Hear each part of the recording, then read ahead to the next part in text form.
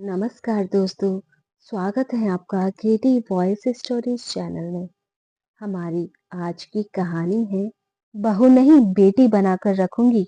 अरे सुमित्रा जी, इतनी ठंडी में आप दरवाजे के बाहर क्यों बैठी हैं?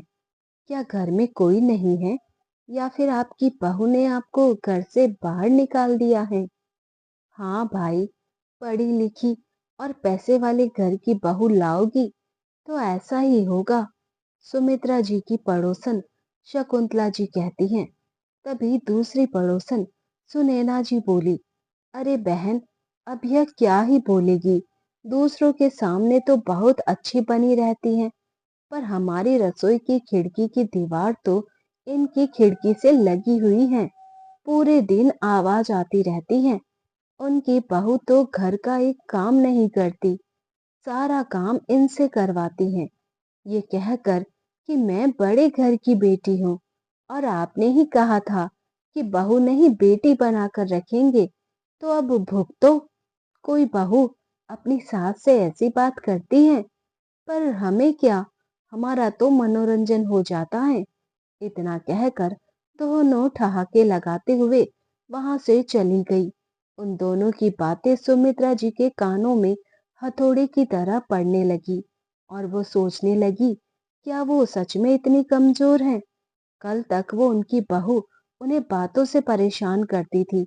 आज उसे पता था कि सुमित्रा जी मंदिर गई हैं, तब भी वो घर बंद करके घूमने चली गई। बेचारी सुमित्रा जी अपनी साड़ी के पल्लू से अपने आप को ठंडी हवा से बचा रही थी और पड़ोसियों की बातों को सोच रही थी। पर ठंडी इतनी थी कि कितना बचती। कल की आई हुई बहू उन्हें एक पल भी चैन से नहीं रहने देती थी। उन्होंने निर्णय कर लिया, अब तो अपने लिए कदम उठाना ही पड़ेगा। सोचते सोचते वो उन दिनों को याद करने लगी जब उनकी बहू नई नई ब्याह कर घर आई थी और कुछ ही दिनों में अपनी रंगत दिखाने लगी।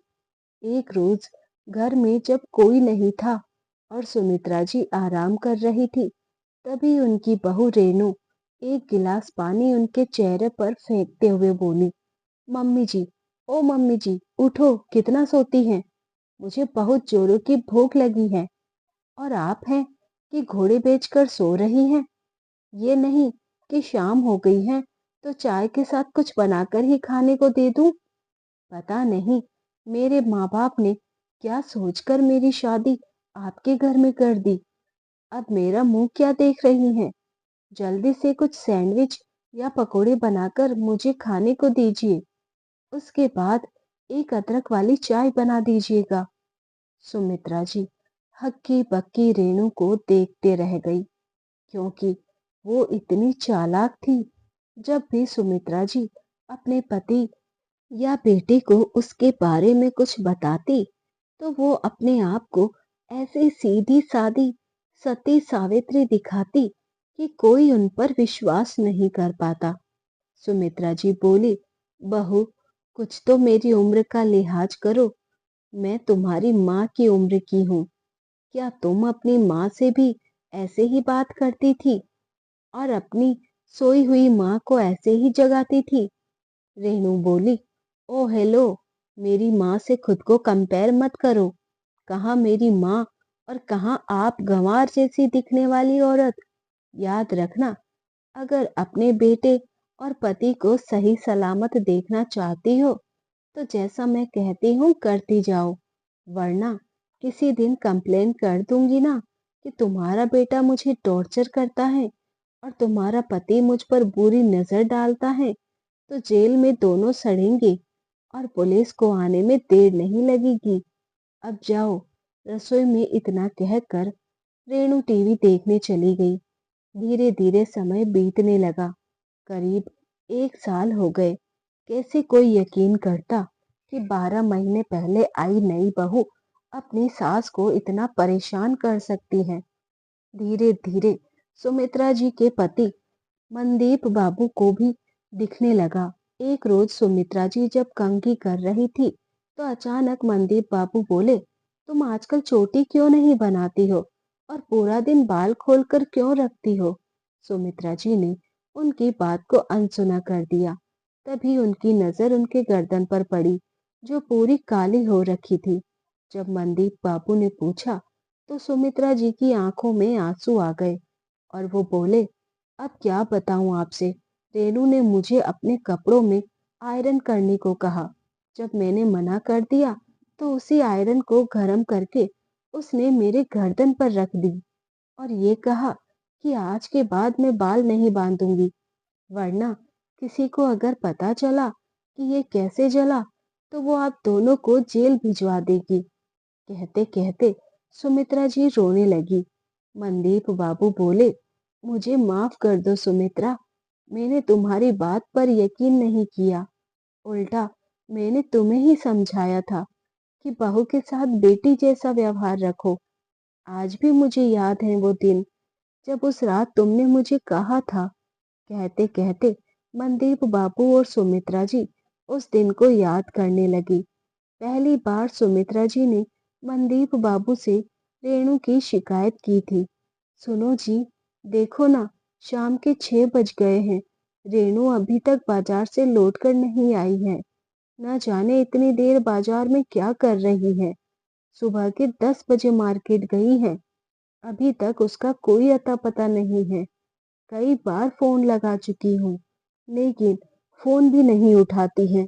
बहू की यही आदत मुझे बिल्कुल अच्छी नहीं लगती है। मैं कह रही हूँ, अगर अभी इसे नहीं समझाया गया, तो ना जाने ये कैसा रूप ले लेगी। लोग तो घर में रहते नहीं हैं, रहना तो मुझे है इसके साथ। मनदीप बाबू ने गर्दन घुमाई और घड़ी की तरफ नजर डाली तो बोले, सच में देर तो हो गई है। अब तक तो बहू को आ जाना चाहिए। ऐसा करो, राहुल से फोन करके पूछ लो, शायद उसे पता हो। सुमित्रा जी बोली, आप भी हद करते हैं। वो दफ्तर में होगा, उसे क्या मालूम कि बहू सुबह से निकली हुई है। बेकार में परेशान होगा। आप भी ना। मनदीप बाबू अखबार की बची खुची खबरों में लग गए। इधर सुमित्रा जी दरवाजे से कमरे और कमरे से दरवाजे तक चक्कर लगाने लगी और सोचने लगी कि अभी 3 महीने पहले ही तो अपने इकलौते बेटे राहुल के साथ ब्याह कर रेणु इस घर में आई, पर बहू जैसी कोई बात नहीं उसमें। हर बात में अपनी ही चलाती हैं। जब उसे देखने गए थे, तब तो उसकी माँ ने तारीफों के बड़े पुल बांधे थे। यही सोचकर मनदीप बाबू और सुमित्रा जी ने हाँ कर दी थी कि लड़की परिवार में रहती है, संस्कारी होगी। पर कहते हैं ना, ऊंची दुकान फीके पकवान। ठीक वैसी ही हालत रेणु की थी। जब सुमित्रा जी रेणु को देखने गई थी, तो बहुत खुश होकर बोली कि हम तो इसे बहू नहीं, बेटी बनाकर रखेंगे। कहने और करने में फर्क होता है।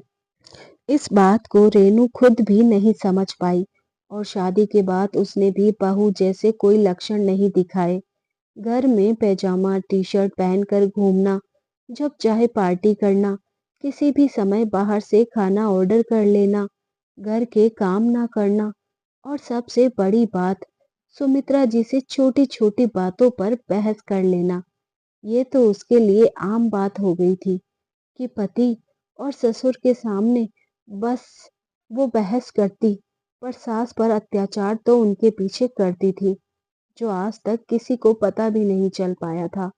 सुमित्रा जी समझाती भी तो रेणु उल्टा जवाब दे देती और जब कोई इधर उधर नहीं रहता, वो एक आध लपड़ भी लगा देती और कहती, मैं तो आपकी बहू हूँ, इसीलिए मेरे साथ आप हमेशा ऐसा व्यवहार करती हैं। क्या आप अपनी सगी बेटी को इतना रोकती? आप जब मुझे देखने आई थी, तब तो कहती थी कि तुम्हें बेटी बनाकर रखूंगी। अब क्या हो गया? सुमित्रा जी घर की शांति के लिए चुप रह जाती। मनदीप बाबू से बोलती तो मनदीप जी भी उन्हीं को समझा देते और कहते, अरे अभी बच्ची हैं, कुछ दिनों में समझ जाएगी, थोड़ा सब्र रखो। एक रोज सुमित्रा जी ने जब राहुल से कहा, तो राहुल बोला, मम्मी जी, आपके जमाने में और आज के ज़माने में बहुत फ़र्क है। पहले बहू सिर्फ़ बहू होती थी, पर आजकल बेटी जैसी ही होती है। थोड़ा वक़्त दो, वो भी सब समझ जाएगी। सुमित्रा जी को लगा, जब पति और बेटा दोनों कह रहे हैं, तो उन्हें ही थोड़ा सब्र रखना चाहिए। पर आज तो हद ही हो गई। सुबह राहुल और मनदीप बाबू के ऑफिस जाने के बाद ही रेणु बाजार निकल गई, लेकिन अभी तक नहीं आई। सुमित्रा जी चिंता में थी।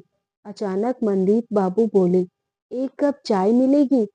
सुमित्रा जी का ध्यान भंग हुआ और वो बोली, आपको चाय की पड़ी है? भला ये कोई बहू बेटी के लक्षण है? आने दो बहू को, आज तो साफ साफ बात करके रहूंगी। सुमित्रा जी बड़बड़ाने लगी। इतने में राहुल भी घर आ गया और बोला, क्या बात है मम्मी, ऐसे क्यों बैठी हो? किसका इंतजार कर रही हो? मनदीप बाबू मस्खरी करते हुए बोले, हाँ भाई, हमारा तो आज तक इस तरह से इंतजार नहीं किया। मनदीप बाबू की बातों पर सुमित्रा जी ने उन्हें घूरते हुए देखा और बोली, आप लोगों को मजाक सूझ रहा है? यहाँ शाम हो चुकी है, लेकिन बहू अभी तक घर नहीं आई है। पता नहीं कहाँ रह गई है। कहकर तो गई थी, थोड़ी देर में आती हूँ। राहुल बीच में बोला, अरे अरे मम्मी, इसमें नाराज होने की क्या बात है? कोई काम आ गया होगा। वो कोई छोटी बच्ची नहीं है, आ जाएगी। सुमित्रा जी गुस्से में बोली, आ जाएगी से क्या मतलब है? आजकल जमाना कितना खराब है, पता है क्या? कब से फोन लगा रही हो? कम से कम फोन उठाकर जवाब तो दे सकती थी। भला ये कोई बहू बेटी के लक्षण होते हैं? मनदीप बाबू ने बात को संभाला और बोले, ठीक है, तुम दोनों माँ बेटे बैठकर बात करो। मैं चाय बनाता हूँ, फिर सब मिलकर चाय पियेंगे। खाना तो बनाओगी ना श्रीमती जी, कि वो तो मुझसे नहीं हो पाएगा? मनदीप बाबू की बात सुनकर सुमित्रा जी बोली, हाँ हाँ, वो तो मुझे ही बनाना है, और कौन बनाएगा? सब बातें कर रहे थे, इतने में बाहर एक गाड़ी रुकी। उसमें से रेनू उतरी। उसके हाथ में बहुत सारी थैलियां थी। अंदर आते ही बैग एक तरफ पटक कर सोफे पर बैठते हुए बोली, आज तो सचमुच बहुत थक गई हूँ, पर शॉपिंग करके मजा आ गया। उन बैग्स को देखकर सुमित्रा जी का मुंह खुला का खुला रह गया और बोली, बहू, तुम इतना सब कुछ क्या लेकर आई हो? रेनू धीरे से सबसे छुपाते हुए सुमित्रा जी के हाथों को मरोड़ते हुए बोली, कुछ नहीं मम्मी जी, मेरी जरूरत का सामान है। मैं अपने लिए सेल से खूब अच्छी अच्छी साड़ियाँ, मेकअप का सामान और डेली यूज के कपड़े लाई हूँ। सुमित्रा जी इधर उधर देखते हुए बोली, पर बहू, तुम्हारी शादी को अभी 3-4 महीने हुए हैं। अभी तो कितने कपड़े ऐसे होंगे जो तुमने पहने भी नहीं होंगे। फिर इतनी शॉपिंग करने की क्या जरूरत थी? और मैं तुम्हें कब से फोन लगा रही हूँ, तुम फोन उठा क्यों नहीं रही थी? भला ये कोई बात हुई? मुझे कितनी चिंता हो रही थी। रेनू बोली, मम्मी जी, मैं कोई छोटी बच्ची नहीं हूँ। शॉपिंग करने गई थी, लौटकर तो घर ही आती ना। आप बार बार फोन पर फोन किए जा रही थी। कितना इंसल्टिंग लग रहा था मुझे अपने दोस्तों के सामने। इसीलिए मैंने फोन का वॉल्यूम ही बंद कर दिया था। और रही बात शॉपिंग की, तो मुझे जिन जिन चीजों की जरूरत थी, वो मैं ले आई। इसमें इतना बिगड़ने वाली कौन सी बात है? मेरी माँ तो मुझे कभी नहीं रोकती टोकती थी। सुमित्रा जी बोली, बेटा, तुम्हारी मम्मी ने तुम्हें कभी रोका नहीं, क्योंकि वो तुम्हारा मायका था। वहां तुम बेफिक्र होकर रहती थी। मन किया तो काम किया, नहीं किया तो छोड़ दिया। दो दो भाभियां हैं तुम्हारी, सब संभाल रही हैं। पर ये तो तुम्हारा ससुराल है। तुम खुद यहाँ एक बहू हो, वो भी इकलौती। इस घर का भला बुरा तुम्हें ही तो सोचना है। आखिर अपनी जिम्मेदारियों को कब उठाओगी? मैं आज हूँ कल नहीं, सब कुछ तुम्हें ही तो संभालना है। रेनू धीरे से बोली, कल की जगह आज ही मर जाओ तो अच्छा है, पर मरती कहाँ हो? देखिए मम्मी जी, फिर तो आपको शादी से पहले मुझे बोलना ही नहीं चाहिए था कि हम तुम्हें बहू नहीं बेटी बनाकर रखेंगे।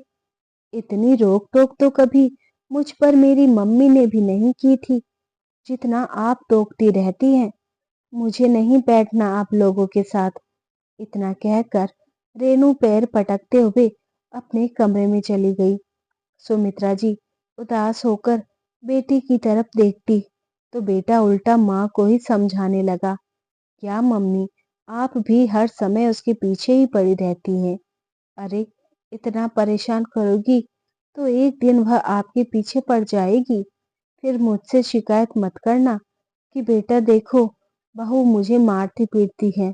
अरे चिल करो, क्यों सास बन रही हो? और साथ ही तो बचे हैं, आ तो गई ना टाइम से।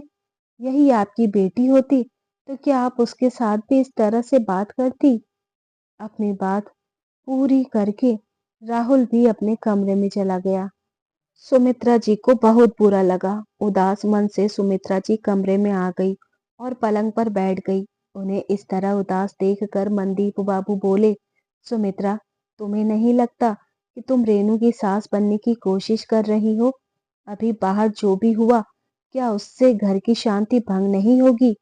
बेवजह क्यों सीन क्रिएट करना है? सुमित्रा जी बोली, आपको भी यही लगता है कि गलती मेरी है? बहू का यूं लेट तक जाना आना, मेरा फोन ना उठाना, घर की कोई जिम्मेदारी ना लेना, ये गलत नहीं है? अरे क्या आपकी बेटी अगर इतनी रात को बाहर रहे तो आपको चिंता नहीं होगी? मैं भी तो उसे बेटी ही मानती हूँ, पर उसने मेरी बात का तो गलत अर्थ निकाल लिया और वह मेरे साथ कैसा व्यवहार करती है मैं आपको बता भी नहीं सकती। घर की शांति बनाए रखने के लिए मैं कितना कुछ सहती रहूं, मैं आपको बता भी नहीं सकती। कहते कहते वह रोने लगी। मनदीप बाबू बोले, अरे तुम छोटी सी बात को क्यों बड़ा बना रही हो? अगर उसे बेटी की तरह मानोगी तो खुश रहोगी। अब तुम्हारी अपनी बेटी होती तो। कहते कहते मनदीप जी चुप हो गए, पर उनकी ये बात सुमित्रा जी के दिल पर जा लगी। सुमित्रा जी उदास होकर अपना फोन लेकर बरामदे में आकर बैठ गए और अपनी पुरानी सहेली पूजा से अपने मन की बातें करने लगी। पूजा बोली, देख सुमित्रा, बहू और बेटी के बीच में फर्क तो होता है, ये बात रेनू को समझनी ही पड़ेगी। और रही बात जीजाजी और राहुल की, तो जब तक इंसान को पका पकाया मिलता रहेगा तब तक वो हाथ पैर क्यों चलाएगा? तेरे पति और बेटे के सारे काम तू कर देती है, इसीलिए उन लोगों को क्या फर्क पड़ेगा कि रेनू घर का काम करती है या नहीं, अपनी जिम्मेदारियां समझती हैं या नहीं। तुम्हें खुद ही कोई कदम उठाना पड़ेगा, तभी तुम खुद की मदद कर सकती हो। तुम समझ रही हो ना मैं क्या कहना चाहती हूँ? पूजा की बात सुमित्रा जी को समझ में आने लगी। उन्होंने थोड़ी देर में फोन रख दिया। मन ही मन न जाने उन्होंने क्या फैसला लिया, जो एक कैब बुक की और अपने कमरे में आ गई। अपने कमरे में आकर एक बैग में अपना सारा सामान रखा, दवाई रखने लगी। सुमित्रा जी को सामान पैक करते देख मनदीप बाबू बोले, तुम सामान क्यों पैक कर रही हो? कहीं जा रही हो क्या? सुमित्रा जी बोली, हाँ मैं अपने मायके जा रही हूँ। भाई बहुत दिनों से बुला रहा था, सोचा कुछ दिन वहीं रह आती हूँ। वैसे भी यहाँ मेरी किसी को जरूरत नहीं है। उनकी बात सुनकर मनदीप जी हैरान होते हुए बोले, अरे अचानक मायके जाने की क्या लगा रखी हो? और अभी तक तो हमने खाना भी नहीं खाया, रोटियां कौन सेकेगा? सुमित्रा जी एक पल को पूजा को याद करने लगी, फिर बोली, अरे आपकी लाडली बहू है ना, उससे बोलो, अब क्या हमेशा जिम्मेदारी मैं ही निभाती रहूंगी? मनदीप बाबू बोले, अच्छा तो तुम्हें मेरी वो बात बुरी लग गई, इसलिए तुम ये तमाशा कर रही हो? सुमित्रा जी बोली, इसमें तमाशे की क्या बात है? अगर मैं अपने मायके जाती तो क्या मेरी बेटी मुझे रोकती? मेरे पीछे से तो वही पूरा घर संभालती। यही तो कुछ देर पहले आप मुझे समझा रहे थे ना? मनदीप बाबू बोले, अब तुम बेवजह की बातें कर रही हो। सुमित्रा जी ने मनदीप जी की बात को पूरा होने नहीं दिया और चुपचाप अपना बैग लेकर बाहर आ गई। तब तक गाड़ी भी आ चुकी थी। इतने में राहुल और रेनू भी बाहर आ गए। राहुल ने आते ही कहा, मम्मी खाना बन गया? माँ के हाथ में बैग और बाहर केब देखकर पूछा, आप कहीं जा रही हैं क्या? सुमित्रा जी मुस्कुराते हुए बोली, हाँ बेटा, मैं कुछ दिन के लिए तुम्हारे मामा जी के घर जा रही हूँ। बहुत दिन हो गए, मुझे बुला रहे थे, इसीलिए सोचा थोड़ा चेंज हो जाएगा। इतना कहकर सुमित्रा जी बिना किसी से कुछ बोले वहां से रवाना हो गई।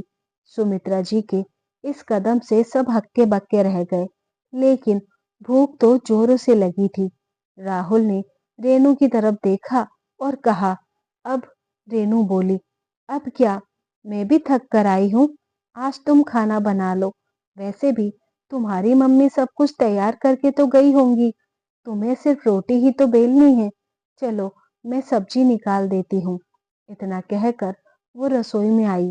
फिर राहुल रोटी बेलता गया और रेनू अपना खाना खाकर चुपचाप रसोई से निकल गई और कमरे में जाकर सो गई। यहाँ तक कि ना रसोई साफ की और ना ही बर्तन धोए। दूसरे दिन सुबह के 8 बज गए, लेकिन किसी की नींद नहीं खुली। अचानक राहुल हड़बड़ाकर उठा और रेनू को जगाते हुए बोला, रेनू जल्दी उठो, सुबह के 8 बज चुके हैं। आज तो बहुत देर हो गई, अब तो ऑफिस के लिए पक्का लेट हो जाऊंगा। पता नहीं पापा भी उठे हैं कि नहीं। तुम फटाफट चाय नाश्ता बनाओ। राहुल भागता हुआ पिता के कमरे की तरफ गया। इधर रेनू चिल्लाने लगी, क्या तमाशा है, मम्मी जी को भी मायके जाना जरूरी था क्या? बुढ़ापे में भी मायके का शौक खत्म नहीं हुआ है। नींद खराब कर दी मेरी। सुबह सुबह उठकर रसोई में जाकर नाश्ता बनाऊं, यही बच गया था। राहुल जब मनदीप बाबू के कमरे में गया तो वो भी अभी तक सो रहे थे। उसने उन्हें भी उठाया और फटाफट तैयार होने को कहा। इधर रेणु रसोई में गई तो रसोई रात की ही बिखरी पड़ी थी। बर्तन जूठे थे। उसे कुछ समझ नहीं आया कि क्या बनाऊं। इतने में राहुल रसोई में आया और बोला, रेणु, काम वाले का फोन आया था, वो आज नहीं आएगी, इसलिए घर की साफ सफाई भी तुम्हें ही करनी होगी। रेणु चिड़चिड़ाते हुए बोली, राहुल, मैं ये सब कैसे करूंगी? रसोई बिखरी पड़ी है, रात के जूठे बर्तन पड़े हैं, ऊपर से तुम कह रहे हो काम वाली भी नहीं आएगी। पिछले 3 दिन से वो छुट्टी ले रही है, और कितनी छुट्टी लेगी? मुझसे नहीं होगा ये सब। या तो तुम यहाँ रुककर मेरी मदद करो, वरना मैं भी अपने मायके चली जाऊंगी। रेनू की बात सुनकर राहुल एक पल के लिए बिल्कुल चुप हो गया और बोला, रेनू, मम्मी भी तो ये सब अकेले आज तक संभाल रही थी, तुम तो कभी उनकी मदद करने भी नहीं जाती थी। फिर? रेनू गुस्से में बोली, मुझे नहीं पता ये सब, तुम्हारी मम्मी ने ये सब जानबूझ करके किया है, बस मुझे परेशान करने के लिए। अच्छा होता मेरे आने की कुछ रोज बाद ही वो मर जाती। याद रखो, जब तक वह घर के कामकाज कर रही है, मेरी बात मान रही है, तभी तक मैं शांति से रहूंगी, वरना मैं क्या करूंगी यह तुम सोच भी नहीं सकते। चलो हटो, मैं अपने मायके जा रही हूँ, तुम देख लो तुम्हें क्या करना है। बड़बड़ाते हुए वो अपने कमरे में चली गई। उसकी ये बात जब मनदीप बाबू ने भी सुनी तो हैरान रह गए कि उनके पीछे उनकी पत्नी कितना कुछ सह रही थी और उन्हें बताने की कोशिश भी कर रही थी, पर वह यकीन नहीं कर रहे थे। सुमित्रा सब कुछ करते हुए चेहरे पर मुस्कुराहट बनाए रखती थी, पर बहू एक दिन भी घर नहीं संभाल पा रही, जबकि वो और राहुल हमेशा उसकी मदद करते हैं। मनदीप बाबू बेटे से बोले, बेटा, मैं ऑफिस जा रहा हूँ, चाय नाश्ता वहीं कर लूंगा, आज तुम घर पर रहकर रेनू की मदद करवा दो। इतना कहकर वो बिना चाय नाश्ता किए ही रवाना हो गए। इधर रेनू ने अपनी मम्मी सुनीता जी को फोन लगाया और कहा, मम्मी, मैं मायके आ रही हूँ। सुनीता जी बोली, आज अचानक कैसे मायके आ रही हो, सब ठीक तो है? रेनू बोली, यहाँ कुछ भी ठीक नहीं है, मेरी सास तो रूठ कर मानो मायके जाकर बैठ गई है। पता नहीं लोग शादी से पहले ऐसा क्यों कहते हैं कि हम बहू को बेटी बनाकर रखेंगे? सच बोलने में और करने में बहुत फर्क होता है। मेरी सास एक नंबर की झूठी निकली। बड़बड़ाती हुई रेनू ने कल का पूरा किस्सा अपनी माँ को सुनाया। सुनीता जी बोली, अच्छा, तो तुम काम के डर से मायके आ रही हो? तुम्हें तो मेरे जैसी सास मिलनी चाहिए थी, जो बहू को डांट डपट कर एक तरफ बैठा कर रखती है। खबरदार जो तुम मेरे घर आई तो तुम्हारी बात सुनकर कहीं मेरी दोनों बहू बिगड़ ना जाए और मेरे सर पर तांडव ना करे। रेणु बोली, मम्मी, आप मुझे मेरे ही मायके आने से रोक रही हो? सुनीता जी बोली, क्यों ना रोकूं? अपना घर संभाल नहीं पा रही हो और मेरे घर में आग लगाना चाहती हो? इज्जत से आओगी तो स्वागत है, लेकिन इस तरह से लड़ झगड़ कर कभी आई तो मेरे घर के दरवाजे तुम्हारे लिए हमेशा बंद रहेंगे, समझ लो। इतना कहकर सुनीता जी ने फोन रख दिया। रेणु हैरान रह गई कि उसकी माँ उसकी नहीं बल्कि उसकी सास का पक्ष ले रही है। अब तो मजबूरन रेणु को घर का काम करना ही था, इसलिए रसोई में गई और पति को काम करता देख थोड़ी सी हिम्मत जुटाई और वो भी घर की साफ सफाई में उसकी मदद करने लगी। दोनों ने मिलकर घर का काम किया, लेकिन उतने में ही दोनों थक गए, इसलिए दोपहर में खाना दोनों बाहर से मंगवा लिया। इधर सुनीता जी ने सुमित्रा जी को फोन करके अपनी बेटी के बर्ताव के लिए माफी मांगी और कहा, समधन जी, आपने बिल्कुल ठीक किया। कई बार अपने बच्चों को सही रास्ते पर लाने के लिए हम माओ को कड़क कदम उठाने ही चाहिए। आप जो करेंगी बिल्कुल सही करेंगी। शाम होते होते सबको अपनी अपनी गलती का एहसास होने लगा था, इसलिए मनदीप बाबू आते समय सुमित्रा जी को मनाकर अपने साथ घर ले आए। सुमित्रा जी के घर आते ही रेणु और राहुल भी उनसे माफी मांगने लगे। आखिर धीरे धीरे सब कुछ नॉर्मल हो गया और रेणु सही मायने में उस घर की बहू बेटी बनकर अपने घर को संभालने लगी। अंत भला तो सब भला। तो दोस्तों, ये थी हमारी आज की कहानी। उम्मीद करती हूँ पसंद आई होगी। ऐसी और कहानियां सुनने के लिए बने रहिए हमारे साथ। वीडियो को लाइक शेयर कीजिए। मिलते हैं नई कहानी के साथ। धन्यवाद।